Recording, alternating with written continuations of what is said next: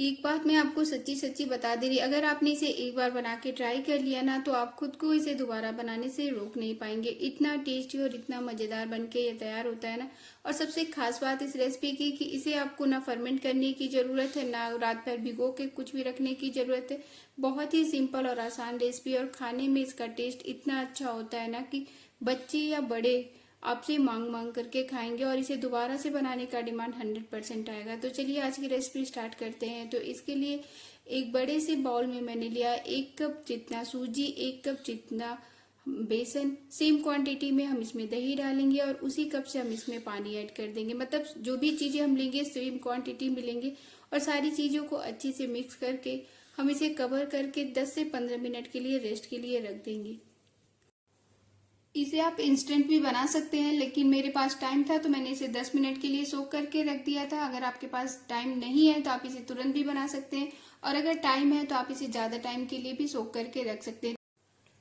इसकी स्टफिंग बनाने के लिए कुछ सब्जियां इसे मैंने चॉप करके पहले से ही रख लिया था। तो चलिए हम स्टफिंग बनाते हैं। स्टफिंग बनाने के लिए एक पैन में थोड़ा सा ऑयल गर्म करेंगे। ऑयल अच्छे से गर्म होने के बाद से हम इसमें ऐड करेंगे बारीक कटी हुई अदरक, लहसुन, हरी मिर्च। इसे 1 मिनट तक भुनने के बाद से हम इसमें प्याज डाल देंगे। प्याज का कलर चेंज होने तक हम इसे भुनेंगे। उसके बाद से जो बाकी की सब्जियां बची हुई थी वो हम ऐड कर देंगे। तो यहाँ पर मैंने डाला है गाजर, शिमला मिर्च, पत्ता गोभी और कॉर्न। मैंने यहाँ पे जो कॉर्न यूज किया है वो बॉयल है और क्रश करके यूज किया। अब आती है इसमें सॉस ऐड करने की। तो सारे सॉस मैं यहाँ पे ऐड कर दूंगी। तो यहाँ पर मैंने लिया है soya sauce, chilli sauce, vinegar, tomato ketchup, chilli flakes, oregano. Taste के अकॉर्डिंग नमक ऐड कर देंगे। थोड़ा सा हम इसमें डालेंगे red chilli powder, black pepper powder. सब कुछ अच्छी तरह से मिक्स कर लेंगे। सब्जियों को हमें बहुत ज्यादा नहीं भुनना है, इसमें हमें क्रंच रखना है, तो हम इसे हाई फ्लेम पर ही भुनेंगे। लास्ट में हम इसमें ऐड करेंगे बॉईल की हुई नूडल्स। अब लास्ट में हम इसमें ऐड करेंगे मैगी मसाला। आप अपनी पसंद की कोई भी मसाले का यूज कर सकते हैं। मैगी मसाला मेरा ऑल टाइम फेवरेट है, तो मैंने यहाँ पे मैगी मसाला डाला है।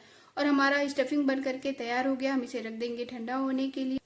सूजी वाले बैटर को रखे हुए 10 मिनट हो गया। आप देख सकते हैं ये एकदम थिक सा हो गया है, बट हमें अभी इसमें पानी नहीं डालना। हम सारे बैटर को ग्राइंडर जार के अंदर ट्रांसफर कर देंगे और थोड़ा सा पानी डालेंगे। बहुत ज्यादा पानी हमें नहीं डालना। इसके साथ ही हम इसमें डालेंगे हाफ टेबल स्पून जितना चीनी, नमक, और 1 से 2 पिंच हम इसमें हल्दी पाउडर डालेंगे, और अच्छी तरह से हम इसे ग्राइंड कर लेंगे।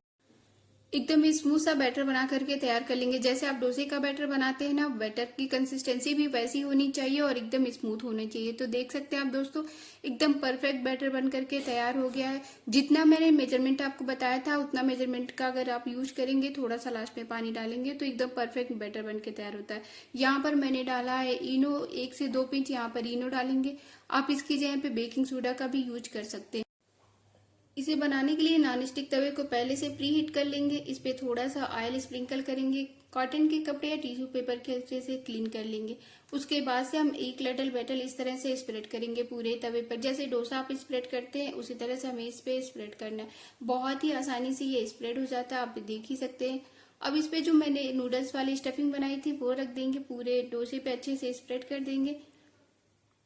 इतनी मजेदार ये बनती है ना दोस्तों, एक बार अगर आप इसे ट्राई कर लेंगे ना तो इसे आप खुद भी बार बार बनाएंगे, और बहुत कम टाइम लगता है इसे बनाने में। इसके ऊपर से मैंने थोड़ा सा डाला है मोज़रेला चीज।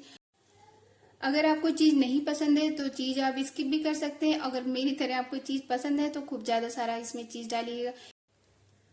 और अगर आप इसे बच्चों के टिफिन के लिए बना रही हो तो एकदम से भर भर के इसमें चीज डालिएगा। आपके बच्चे को ये बहुत ज्यादा पसंद आएगा और ये उसका ऑल टाइम फेवरेट हो जाएगा। तो यहाँ पर मैंने चीज वाली भी बनाई है, बिना चीज वाली भी बनाई थी। मेरे घर पे मम्मी को चीज नहीं पसंद है तो उनके लिए मैंने बिना चीज वाली बनाई थी। तो आप देख सकते हैं दोस्तों, बहुत ही कम टाइम में एकदम सुपर क्रिस्पी इंस्टेंट डोसा बन करके तैयार हो गया।